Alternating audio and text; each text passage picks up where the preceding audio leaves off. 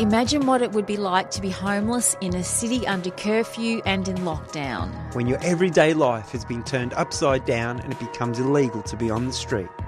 Tune in to Homeless in Hotels. A 3-part radio series giving voice to the people who went from a life on the street to a life in hotels. And the support workers experiencing the shifting ground on the front line of COVID-19. Premiering on Thursday, July 28th, 12 p.m. to 1 p.m. On 3CR 855 AM. Homeless in Hotels, a 3CR supporter.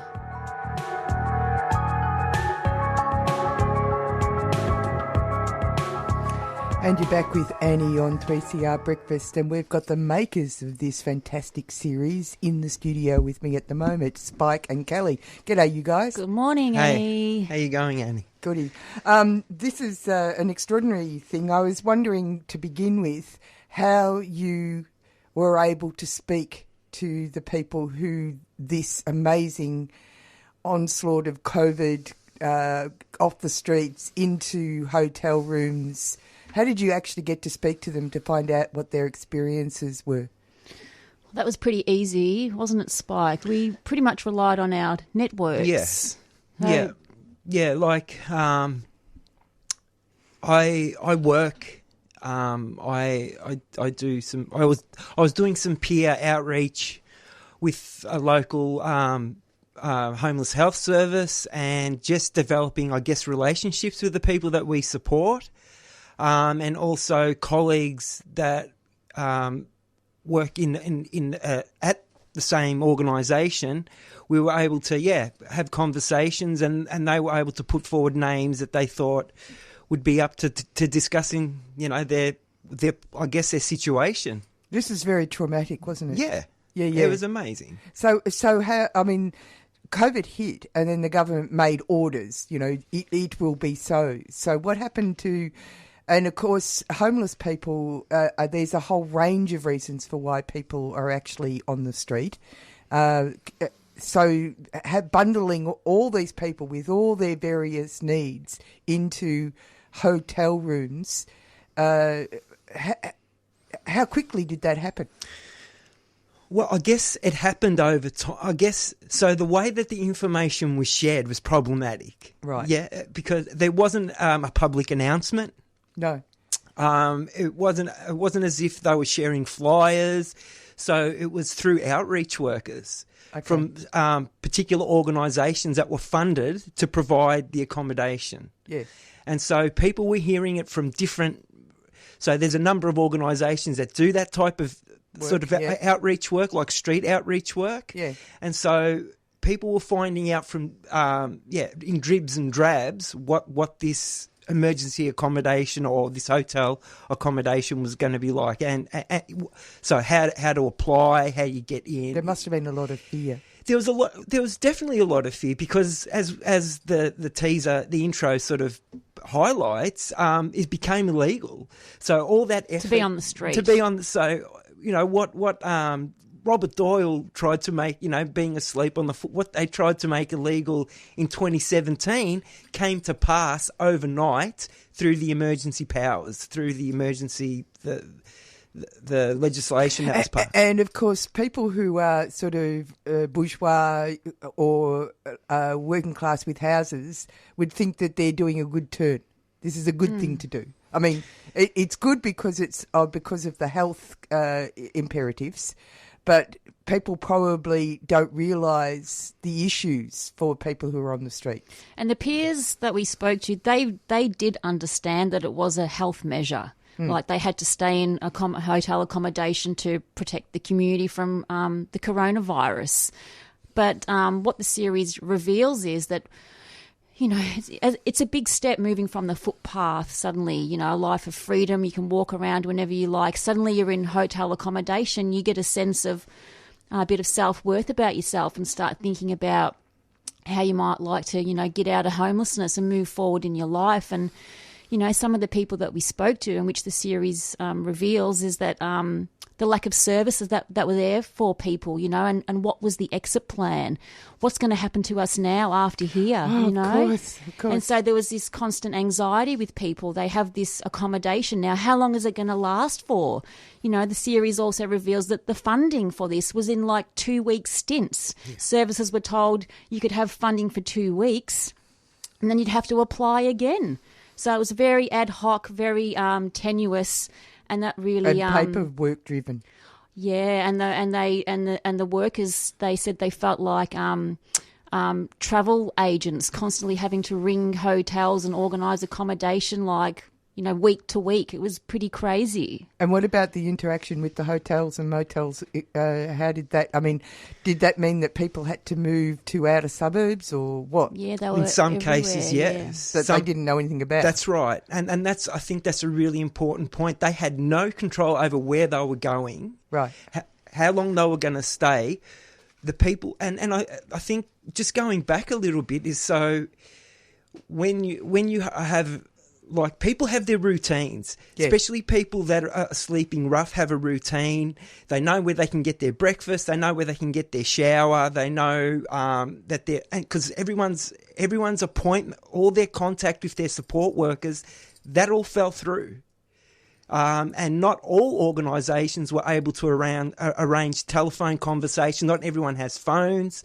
And so quite literally, their lives are turned upside down overnight. In fact, I've met a person who lives on the street who's deaf, so yeah, that would be really. And people have spent time in prison, in isolation, in institutions, and so it's not always, especially for in people's mental health, it wasn't always a good idea for them. It's not so accommodation in that sort of setting isn't ideal for everyone. No, that's what I was really getting at, because there's such a variety of different reasons for why people are there.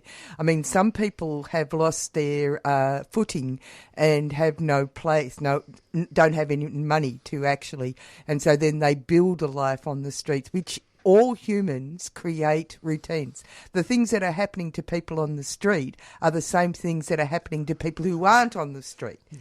I mean, humans are humans, right? Yeah.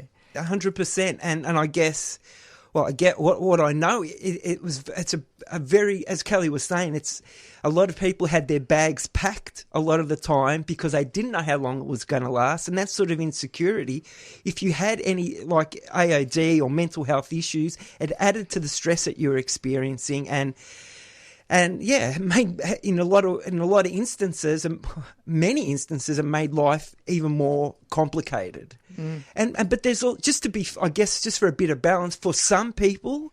Yeah, it would have been there was bonus. a couple that we interviewed that it was their opportunity to get housed. It worked. For some people, it did.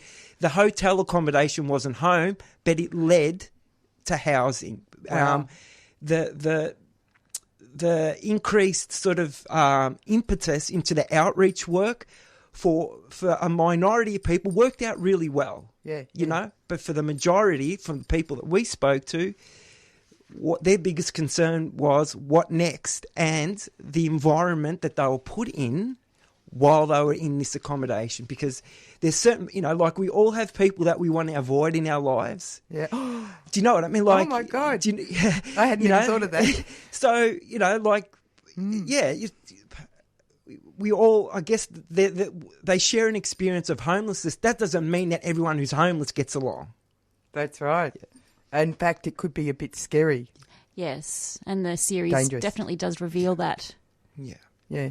And there must be a code, a parallel cultural code that goes with being in the homeless sphere, which is different from the code that existing in the housed community, which people may not recognise, right? But also, I think to answer that, I think, Annie, people are people, as you were just saying, and there's certainly, no solidarity amongst people that are homeless. Just because they share, as Spike was saying, that lived experience doesn't mean that they have each other's backs.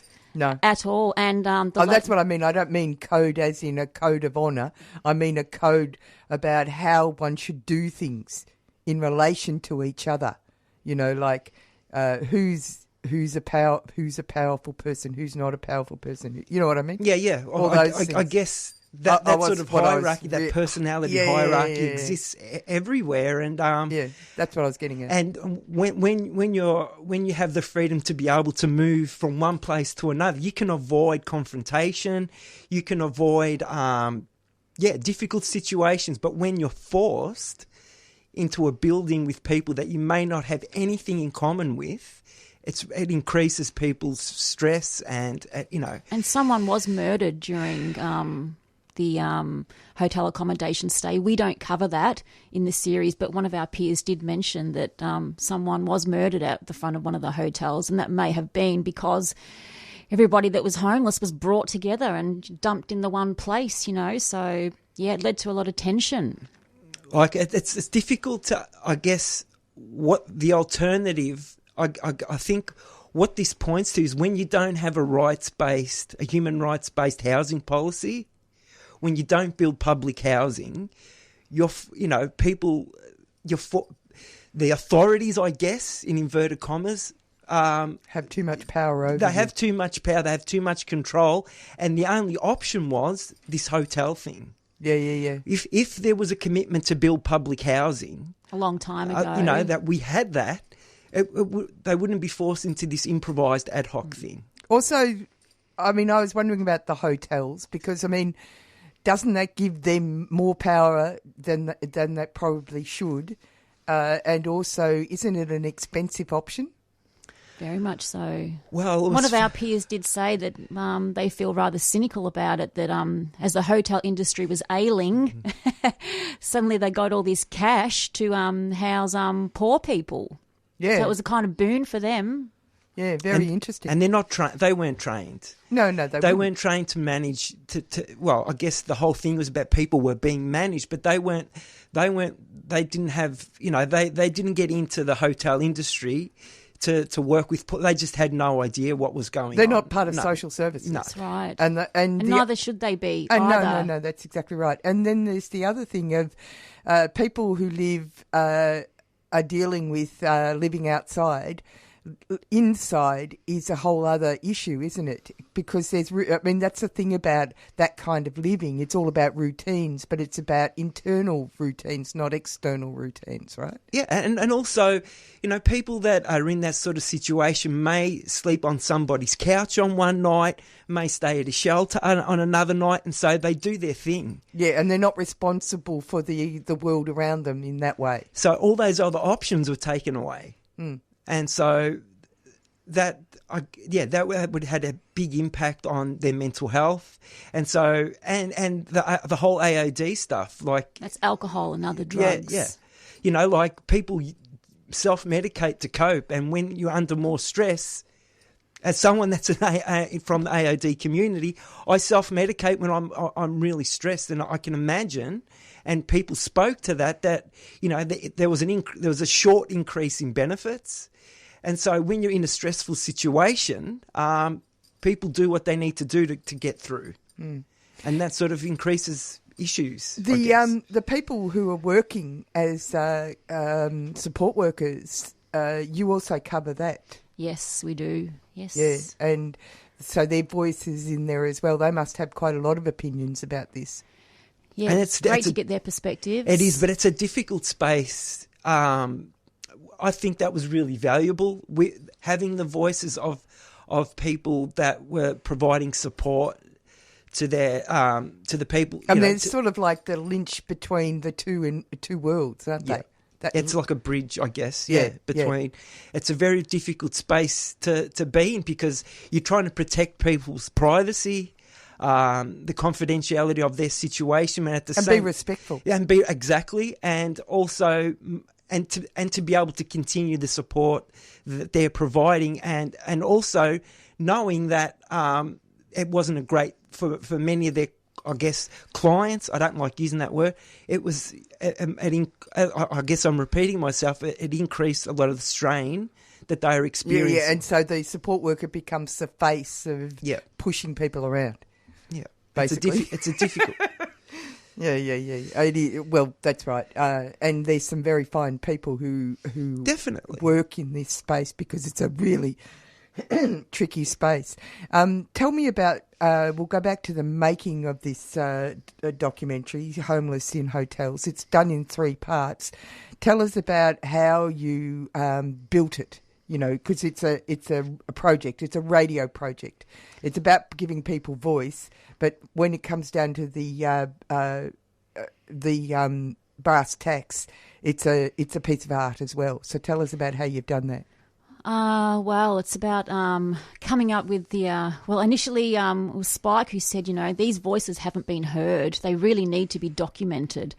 So we were collaborating with a friend, David Border-Giles. He's a researcher in homelessness at Deakin. We partnered with him.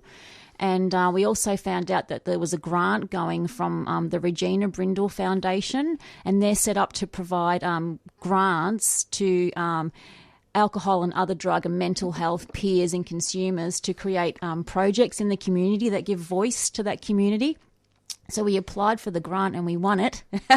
Bravo. Which was amazing. And that was 18 months ago. So then we started there. We started developing our interview questions. You know, what did we want to know?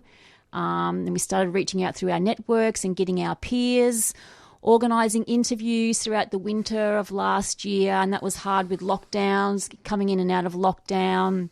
But we struggled through. We got there.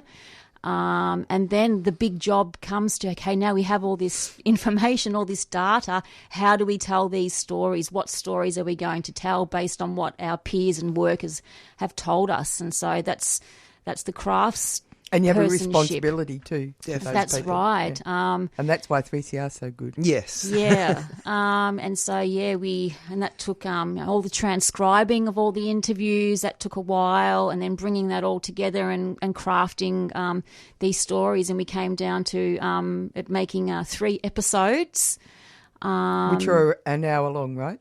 About 45 minutes. 45 minutes, yeah. Okay. And so the first episode we introduced to our peers. They take us on the journey of their experience in hotel accommodation and how they manage their drug use and their mental health. And we meet a couple of support workers who can provide a bit of a broader context. And then in the second episode, we meet some more peers and they talk about their opportunities and difficulties in accessing services during lockdown in hotels, and we meet some more support workers who provide the background context. And then in the third and final episode, we discuss how the law impacted the homeless community, and we find out what this hotels to homes housing scheme looks like, you know, post hotel these stays. little houses that they're doing.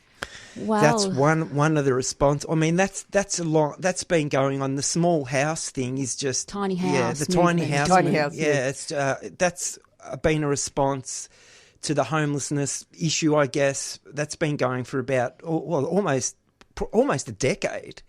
But I think just go back a bit. I think the importance of, because Kelly and I have both experienced homelessness, and I'm happy to talk about my AAD and my mental health sort of struggles. It's really important that we think that people who have had a lived experience producing stories about, it's like what's in the corridor, nothing about us without us. I think that's really key, and just how people felt to be managed. It was like they were a problem or yeah. Like... I get it. I know what you're talking about. And it's just taking some notice of the media when this was happening. There was nothing, we heard from, all sorts of different people. We never heard from people experiencing homelessness or people that had issues with addiction or mental health. We all have them. We all have our mental health issues. We all have, it's just that people that are housed are able to do it in the privacy of their own home. That's what I was getting at. Yeah, and I think that's a really important. I'm glad that I eventually got there, because I think that problematic, what is seen as problematic behaviour in the mainstream newspapers, is behaviour that we all of us, we do. I'm trying to think of the right word. Oh, I know what you're talking about. We all perform those behaviours. No, but also, it's provable that people who lived in forests thousands of years ago chewed on cocoa leaves to give themselves a buzz. I mean, it's not rocket science, is it? The stigma and prohibition in our society has a real effect on people, and that's why we're really proud of the series. Peers are able to speak candidly about their drug use in the hotels, and because we are peers, they felt comfortable enough to speak to us That's right. in that way. I'm really proud. I think I can say safe. We're really proud that we created a safe space where people could talk about their whatever they were doing, where they didn't feel like they were going to be judged or corrected or anything like that related to things that we all experience as human beings. And it was a very stressful situation for them. Their lives were turned upside down overnight, and all their supports evaporated. I mean, I know that some people made a road towards housing, but what about negative? Are people still dealing with this? With what, Annie? Sorry, with the stress that they felt they had from the experience after COVID. Well, is it still happening? Well, most people are just back on the street. Yeah, well, that I've noticed. Or in rooming and it's really houses. Cold at the moment. Yeah. I guess it's. I guess for the letdown of feeling, you'll hear it in their voices. That when they sort of, as Kelly said earlier, they were really clear that this wasn't a housing program. It was about trying to protect bourgeois middle class, Melbourne. They were really clear about that, and they didn't feel bitter. Yeah, a little. Bitter. It's very. It was let very down. Clear. Yeah. Really let down. Yeah. And it was really cruel. Like, people were thrown in and out of hotels with the lockdowns. Lockdown happened, they all got accommodation. Lockdown ended, they were all thrown back out. It was just treating people like, as we say, cattle. It wasn't great. It wasn't very great. And just a quick, just what you said about the tiny homes thing. Like, our service did some outreach to the tiny homes, and they went in lockdown before anyone else did. And this was when they were testing people. They were, I think the state government was sending people out to rapid test people, and just from one inconclusive result, their entire sort of, because they have like little neighbourhoods. Yeah, I know. They were completely locked down, and the same was with the towers in Flemington. Yeah, I know. The attitude towards people who are poor, it's like it's a sin. Yeah. Or a contagion in itself. And I think that's another bizarre, isn't it? That's another important, I think, aspect of the series is drawing people's attention. So this doesn't happen anywhere else. Doesn't happen anyone else in our community. It happens to people who are experiencing homelessness and poverty. As soon as the towers happened, and then later on, exactly the same kind of thing happened in a block in a more salubrious suburb. They weren't locked down. No. The whole place wasn't locked down in the same way. And I guess that highlights the sort of inequality in access to resources, in access to support, and just the whole the ideological sort of setup that we have. That it's an embarrassment, really, isn't it? Well, when you think about it, sort of. Yeah, it is. It's really sad. I mean, I don't want to be flippant about it, but it is. It's, like I'm really. That's one of the great things about, we hope, I guess, that people realise that, like this wouldn't happen to anyone else. You wouldn't put anyone else through that. The whole insecurity and not knowing. And I guess there would be people that would be still, managing how that affected them now. Yeah, that's right. Very insecure, and also trauma. Trauma stays in your bones. Yeah, it's just another example to them that the government thinks that they're worthless. And one of our peers does articulate that. Yeah. Thanks for coming in and talking to us about this. It's been a pleasure. Thank you. Thanks, Annie.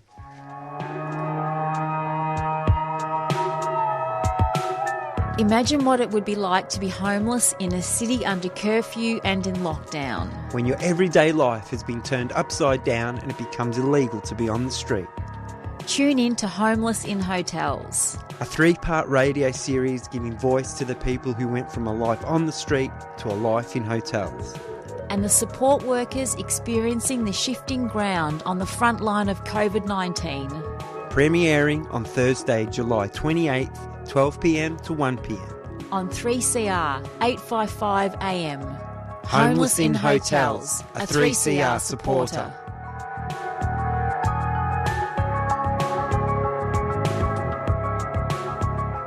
Well, it's been a mighty program today. We heard from Sally McManus, Andrew Cox from the Invasive Species Council. We listened to them we had a chat with Marie Cootie, the fantastic, who's written a book called Daughters of Melbourne, A Guide to the Invisible Statues of Melbourne. And this is the week that was. Kevin ploughed through the week, and Spike and Kelly gave us the great honour of coming and chatting to us about their fantastic series, Homeless in Hotels. It starts July the 28th on 3CR, and it's on at noon to 1. It's a 3-part series and a fabulous, fabulous piece of work that's come out of the 3CR